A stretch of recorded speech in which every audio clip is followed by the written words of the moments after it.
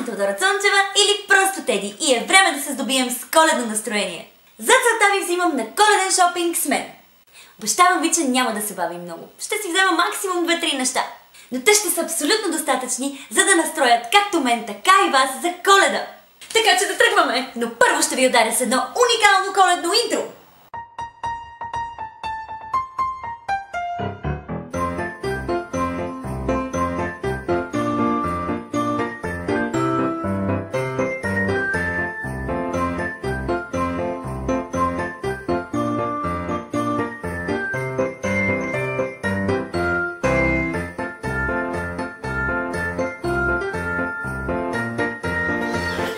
Добре, стигнахме в магазина, ще свършим много бързо. Дори не знам защо за тази кошница.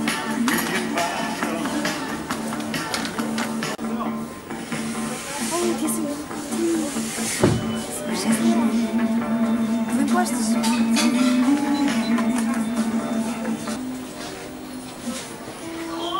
Тези са дори по-хубави. Взимам ги.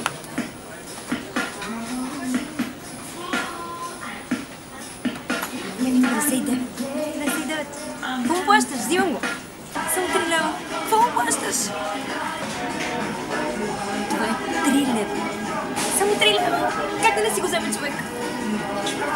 Можете ли да повярвате, че са 6 на брой и са 4 лева?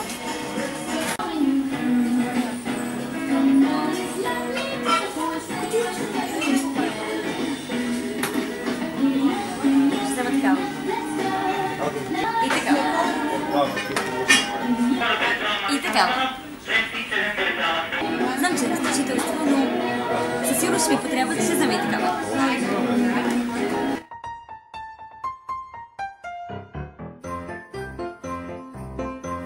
Това не е гирлянда. Това е шал.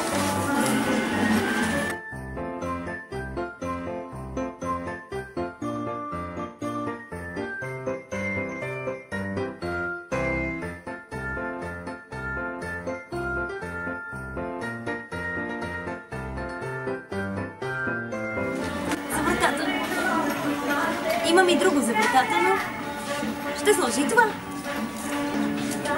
И това. Знам, че взел за 2-3 неща. Обаче тук има толкова хубави неща и съм сигурна, че няма да са ми излишни, а и са много евтини. Така че ще взема и тази лъхичка.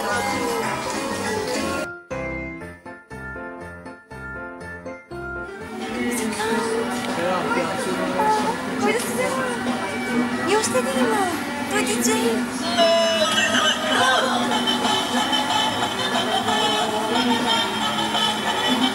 Ще взема този. Този е най-сладки. Ама, как да взема само него, като те са цяла банда? Ако вземеш Честър и Майк, това не са Линкин Парк, са просто двама души. Трябва да вземеш и шестимата, за да имаш Линкин Парк. Така че ще взема цялата банда. А това могат да бъдат и своеобразни коледни обици. Взимам ги. Но какво в крайна сметка е Коледа без лампички?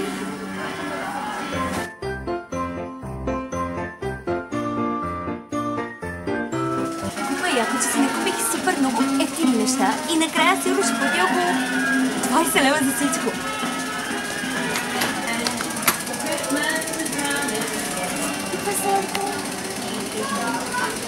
Винаги може да срещна някой дете, на което да трябва да подаря за Коледа. А в случай, че не срещна, си остава за мен.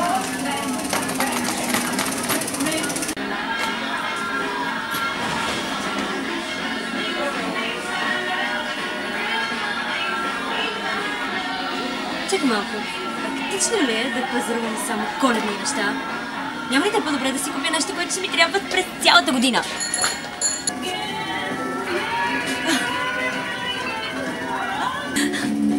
Толкова свано.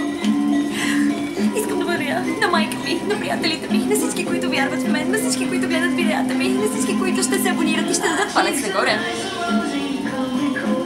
Шегувам се. Това... Няма да дам пари за това.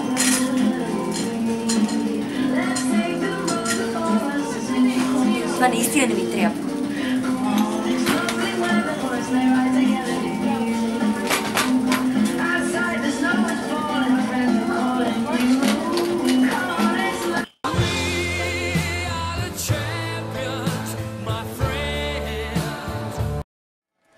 Ето това е едно нещо, което никога не бих си взела.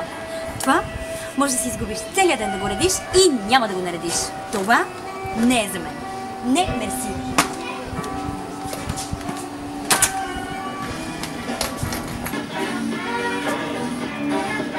Santa Claus is coming to town. Хората ме слушат. Ама ще го взема. Толкова хубав този магазин. В него всичко е толкова красиво. Благодаря ви. Благодаря ви. Благодаря ви. Златене. Благодаря. Уважаеми клиенти, работното време на магазинът приключи. Моля, ориентирайте се към касите. 4:05 ли затваря тази преди 5 минути, когато беше 4? Боже, 9 часа. Тук мразя да бързам така. Трябва да си купя още толкова неща. Знам, че не дълг за 2-3, но сега открих, че имам нужда от много повече. Само да не затворят, докато съм в магазина.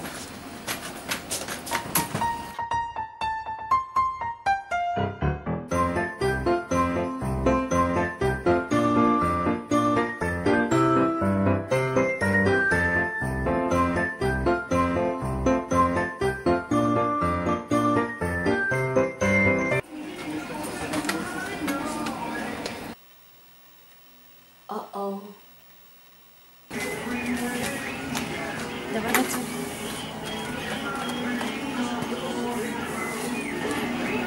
Мерси. 250 лева.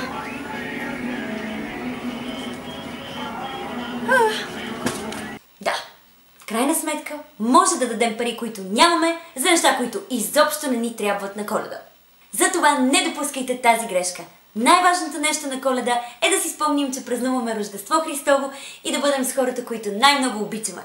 Благодаря ви, че гледахте видеото ми! Ако ви е харесало, не забравяйте да го споделяте с приятели, също така да ми дадете одобренията си под формата на палци нагоре.